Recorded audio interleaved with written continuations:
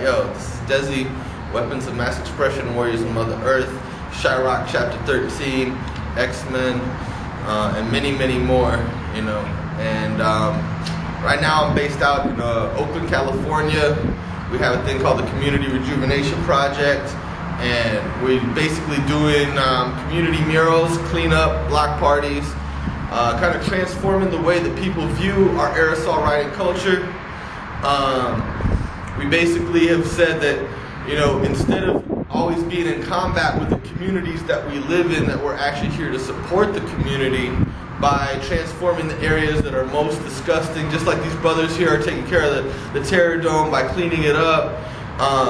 You know, we clean up the places where they dump the most garbage, paint big murals where people have been bombing, and the community tends to appreciate it. And we're using our aerosol skills to promote culture, environmentalness, sustainability, all of the things that we need to see in the future. These are our prayers that we're putting onto these walls, and these prayers will become manifested through the fact that we're continuously painting these images of what we want to see in the future, what we want to see for 7 generations down the line. Basically we have a small grassroots nonprofit collective. We've been we painted 50 murals in the last 2 years. We're all city Oakland. We've painted literally every neighborhood with multiple murals. We're painting whole little districts of neighborhoods, sort of like what we were doing in Chicago on 59th Street with the 59th Street viaducts, but we're just spreading it out. The hood, Oakland doesn't really have that kind of viaduct system, so we work through a different format. But we paint 4 or 5 walls in the hood, create cultural districts, and we're basically out here to, improve the community the best way that we can. We're also involved in defining the city rules for how, aerosol is treated, how abatement is treated. So, all of the city's work to paint us out, we're now in the process of doing the research that proves that it's ineffective, that it costs more money to continuously destroy our artwork than to fund us to actually create the most beautiful work that's out there. We're doing the research right now, and we're involved in the city planning meetings that are defining the laws around abatement for the next 20 or 30 years. We're actually getting our voices in that discussion so that we can be part of the solution to this process. So we're infiltrating the systems that have already been existed and putting our stamp on them, so to speak. So we continue to support the people out there in Chicago, bombing the trains, bombing the rooftops, bombing the lines. We feel that it's very important that the uncensored nature of our artwork is maintained. So even with the city, when we get contracts, we're still not giving them sketches. We're getting paid to create on the spot organically, but they also believe, because they've seen in our work, that it's a cultural meditative prayer and not just us going for ourselves with our ego. So one of the things that I'm saying to the writers is that it's time for us to maybe let go of some of the ego of writing our name and focus on words that reflect the prayer that we want to see for the people. So one of the things that Phase 2 has taught me, and he's one of my mentors right now, is that he always painted multiple names. And writers have always used side names, and it's important to be able to master at least all 26 letters of the phonetic alphabet, if not the Chinese alphabet, the Japanese alphabet, Arabic, all these wide varieties of the written language that have been in existence for thousands of years. We basically have limited ourselves to 4 letters out of an English alphabet, which is the simplest and most toned down alphabet in the world. I mean, it's become continuously more and more simple since the old English days, to the point where you have Helvetica straight, just A, B, C, means nothing, has no power. And what writing has always done is given it back that power of the letter by elaborating it into advanced styles. So we're pushing to advance our styles continuously. One of our directives from our teachers is that we have to do pieces that are 30 feet or longer to continue to expand what we're doing. These small little pieces don't fully elaborate who we are and what our space is. So they've been telling me, go big, expand it, go beyond what's already been done. That's really my message to the people of Chiraq, is that we need to continuously expand what we're doing. Do not get pigeonholed in your musical style, your writing style, your beatbox style. You need to continuously be improving, continuously be a student. One of the things that I see that's happening is that people get comfortable in the place where they've mastered a style. They've mastered their rap cadence. They've mastered their beat making, so that they make a same fresh beat every time, but it doesn't change, it doesn't evolve. And especially musically, that's a really difficult place to be in, because you're expected after a while to make a certain kind of music. And the longer that you go through this process of making one style of music or one style of piece, you're expected to do that. And when you break out of your mold and you actually get to be free and creative and do something different, people will start looking at you funny. Avoid that. Be confident in who you are. Be strong, and don't worry about what the other people are thinking. Even if people are saying, yo, his stuff got watered down, they don't know who you are, what you're doing. We're experimenting with different mediums in our painting. We're using brushes. We're collaborating with stencil artists, oil painters. Anybody that's down to get the job done, we're working with it. CRP, Community Rejuvenation Project, is an inclusive collective. If you come and you want to get down and you got a good attitude and you can stand to hear us clown you all day, it's all good. Come and paint with us in California. That's basically how it is. We love to get down, rock our shit. Questions? Yeah. Tell the people what brought you back to Chicago. Oh, this particular trip, we've been bringing Raven out to California for the past several years, creating huge burners on abandoned buildings in broad daylight, on major bus line street corners. And we thought that it was time for me to actually come out and complete that exchange by, rocking over here in Chicago. So I came out, I rocked 3 pieces and a couple of characters, basically 5 murals altogether in the course of 1 week. So I painted every single day except Sunday. I rest and fly home.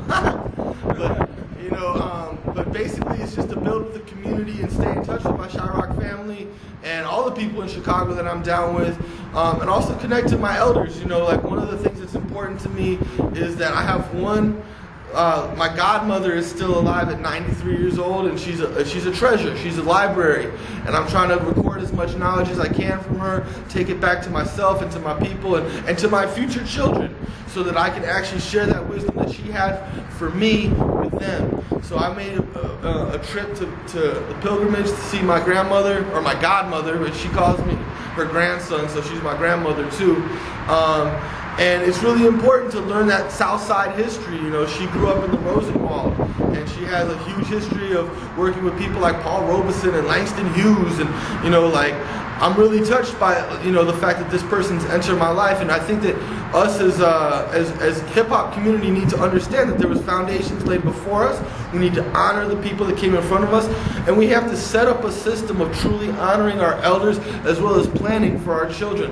We need to leave the world in a better place for them, so we need to be honestly and sincerely praying for that world to come into existence, because their prayers, our elders' prayers, is what got us here today. They got us through these struggles, they got us through this strife, they got us through all the crap that we've been through, and look, we're here now, and we're gonna make it good for our children. Yeah. That's good, man. Hey, when did you first start painting? I started catching little signatures in 1990, and I have to admit I was super whack. I was probably super whack for most of the 90s. And even into 2000, I feel like I'm barely getting into the groove of having a decent style and something that's starting to be original. But I'm still a student to this day. I'm fortunate. I started out under the tutelage of Zor, who taught me all about the foundation, the basics, and the majority of my style originally came from Zor. Although I created the mask style in 1994, and I've been continuously pushing that, but more in my fine art, or more in my I actually just paint masks that don't have any relationship to letters at this point for when I go out and paint them on the street. They're not really being used on as letters as much anymore. Now I'm under the tutelage of Phase 2 and Vulcan, and Phase 2 is the person who put the arrow on the end of the letter, created your bubble letters, put the first cloud behind your letters.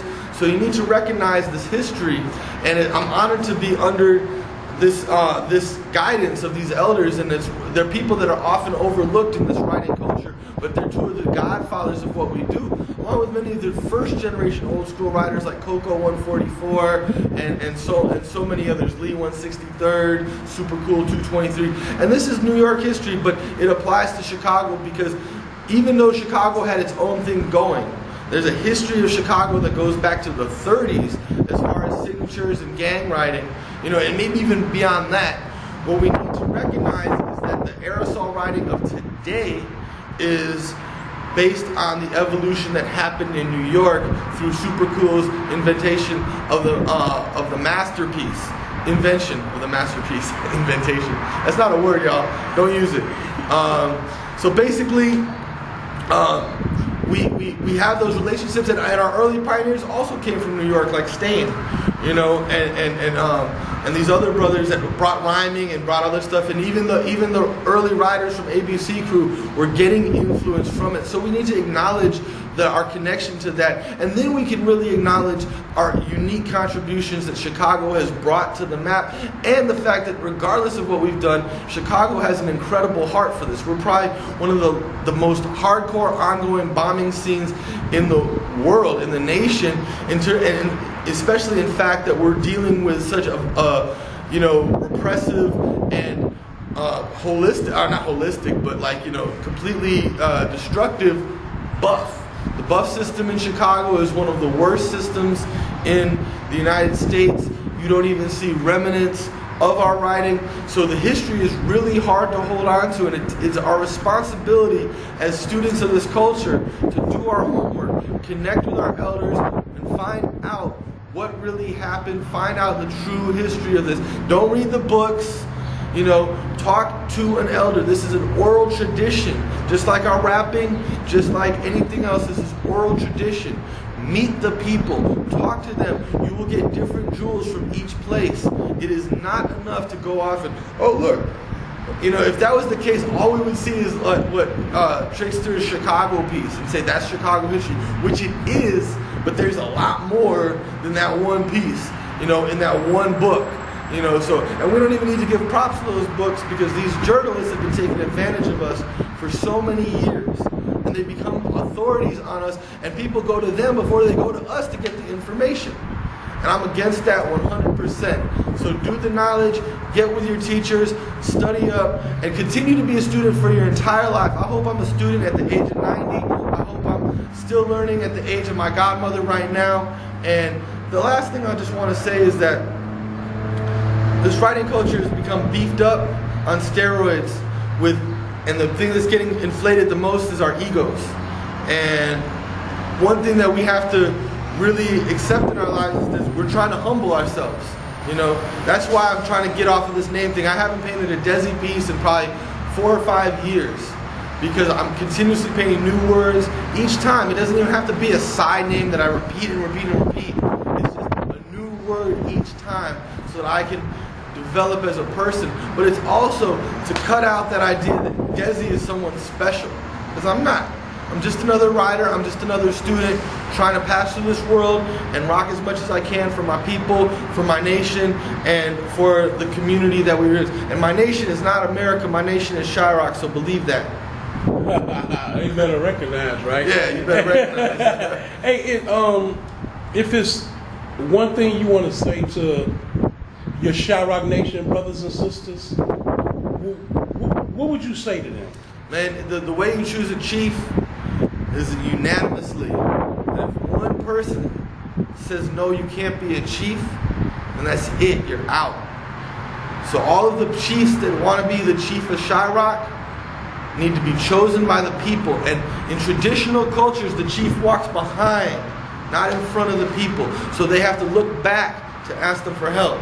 And the chief is the person that cleans the latrines and does all the work that nobody else wants to do. So if you want to be a chief, you need to think about what that really means. You need to do all the grunt work, all the dirt work, humbly, without ever extending your ego out first.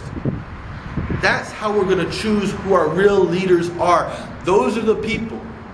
I see these brothers cleaning up the Terror Dome. That's chief work. It's not these guys saying I'm the first or the inventor or the most old school or anything. This is what is preventing us from producing, is our infighting. We continuously say, oh no, he's getting in the way. I want my shine, I want my shine. No, I don't want no shine. In fact, cover me in dirt, because I'm going to be out there in the streets putting in work. So there's no way. I don't want your responsibility of doing that. And the chief that we choose needs to not want that responsibility. Needs to take it on out of an obligation and the request of his people, not because they're sitting there like, vote for me. So understand that. If you're going to be that chief, if you're going to be that leader for us, then lead us. Put in that work. So produce something. What has Chirac produced? You know, we're barely coming back. We're barely got our magazine going. We barely got these things that are basic to a nation's survival. You know, and every time you do this, we have to have thank yous, and our thank yous are giveaways. We give away all of our stuff. That's what a jam is really all about. That's what a hip hop jam comes from, is traditional indigenous giveaways. So you're not there to throw a jam to make money. You're there to throw a jam to give back to the people that have helped us build this nation. You know, and at the end of it, all your stuff will be gone, but your name and your respect will be strong. And all of that stuff will come back to you because you put in work to get it. So I want to say that to Chirac. I want to see us really come together and actually have an impact on each other. If we're going to be a political base, let's be a political base. But let's raise up true leaders. Let's study our elders and find out what the qualities of real leadership is. And that's what I want to see for our nation. I want to see us prosper. And I want us to see us under good leadership. And I want us to see us walking in strength and pride. I don't want to hear about infighting and beef and petty disagreements that are holding our nation back.